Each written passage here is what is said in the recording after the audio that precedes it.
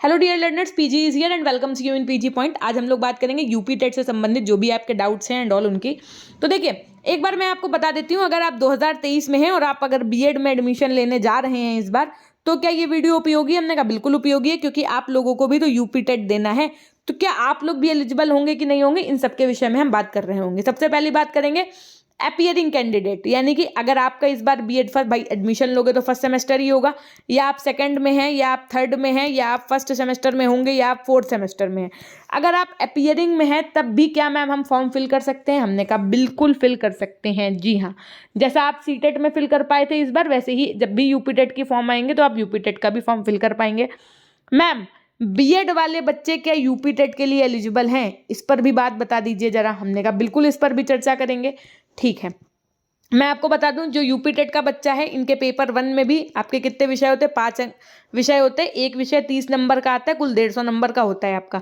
इसी तरीके से पेपर 2 में भी आपके 5 विषय होते हैं, कुल 150 नंबर का आता है आपका ये पेपर, 150 प्रश्न का, ठीक।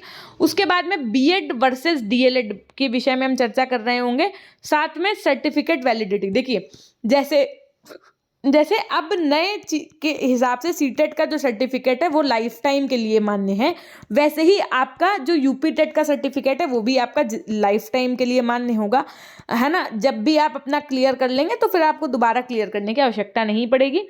उसके अलावा यूपी टेट के क्या मैम निगेटिव मार्किंग होती है? हमने कहा अब निगेटिव मार्किंग नहीं होती है। उसके अलावा हम आपको बात बता देते हैं कि मैम क्या बीएड वाला यूपी टेट दे पाएगा? सबसे इंपॉर्टेंट बात है, देखिए, बीएड वर्सेस डीएलएड का फैसला आना है। अगर दोनों बातों पे हम बताएंगे आपको, अगर बीएड वाला बच्चा, हमने क्या कहा, अगर बीएड वाला बच्चा प्राइमरी में मान्य हुआ, समझिएगा बात को, प्राइमरी की जो वैकेंसी आती है उसके लिए मान्य हुआ, तो आप यूपी टेट का पेपर 1 दे पाएंगे। तो आप यूपी टेट का पेपर 1 दे पाएंगे। भाई पेपर 1 का मतलब ही होता है प्राइमरी, फर्स्ट टू फिफ्थ के लिए होता है बच्चों के लिए। अगर भाई प्राइमरी में मान्य भी नहीं करेंगे, मान लो अगर बीएड वालों को, तो फिर देने का मतलब भी कोई नहीं है भाई। जब हम पढ़ा ही नहीं पाएंगे प्राइमरी वालों को, बीएड वाले, तो क्या मतलब है पेपर देने का, पेपर 1 का? लेकिन क्या मैम ऐसा होगा? हमने कहा चूंकि अभी फैसला नहीं आया है तो इसलिए मैं कुछ भी नहीं कहूंगी। लेकिन क्या मैम फैसला किसके पक्ष में आना है, एक बात जरा बता दीजिए। हमने कहा आशा बनाए रखिए, क्योंकि बीएड वालों का आगे चल करके बहुत बड़ा स्कोप है, तो चिंता करने की आवश्यकता नहीं है। जो भी होगा वो राष्ट्रहित में ही होगा। अगर बीएड वाले मैम, मान लो आप निगेटिव क्यों सोच रही हैं, हम लोग अगर एलिजिबल हुए प्राइमरी के लिए, हमने कहा अगर आप एलिजिबल हुए प्राइमरी के लिए तो फिर आप पेपर 1 और पेपर 2 दोनों दे सकते हैं। हमने क्या कहा, तो फिर आप यूपी टेट का पेपर 1 और पेपर 2 दोनों दे सकते हैं, ठीक है। क्योंकि मैम पेपर 1 जो होता है वो किसके लिए होता है? हमने कहा पेपर 1 होता है आपका प्राइमरी के लिए, प्राइमरी बोले तो 1 to 5th के लिए, ठीक है, 1 से 5 वाले बच्चों के लिए। पेपर 2 होता है आपका जूनियर के लिए। मैम जूनियर बोले तो हमने कहा जूनियर का मतलब आपका 6 to 8 वाले बच्चों के लिए, ठीक है। क्या मैम हम लोग यूपी टेट का पेपर कब दे पाएंगे? हमने कहा आप किसी भी सेमेस्टर में हैं तो दे पाएंगे। उसके बाद में मैम फैसला बता दीजिए थोड़ा बहुत कि किसके पक्ष में आना है।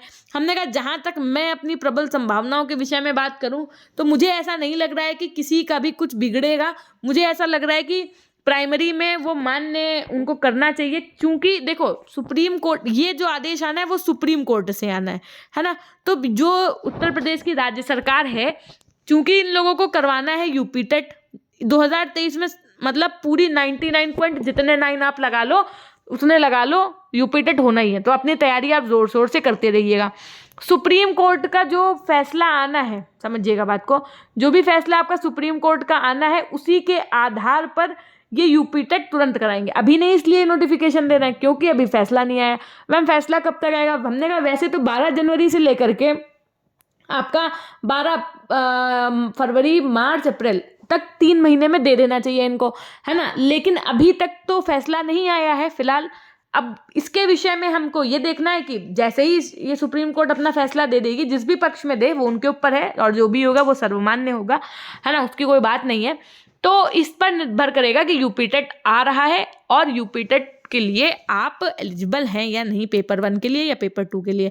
अगर प्राइमरी मान्य है तो दोनों पेपर के लिए एलिजिबल है, नहीं तो पेपर 2 के लिए एलिजिबल है। लेकिन आप अपनी तैयारी पेपर 1 प्लस पेपर 2 दोनों की रखिएगा, क्योंकि पढ़ा हुआ कभी बेकार नहीं जाता है, ठीक। यहाँ से आपको पता चल गया ना, अपीयरिंग कैंडिडेट भी दे सकते हैं, BEd versus DElEd, certificate validity.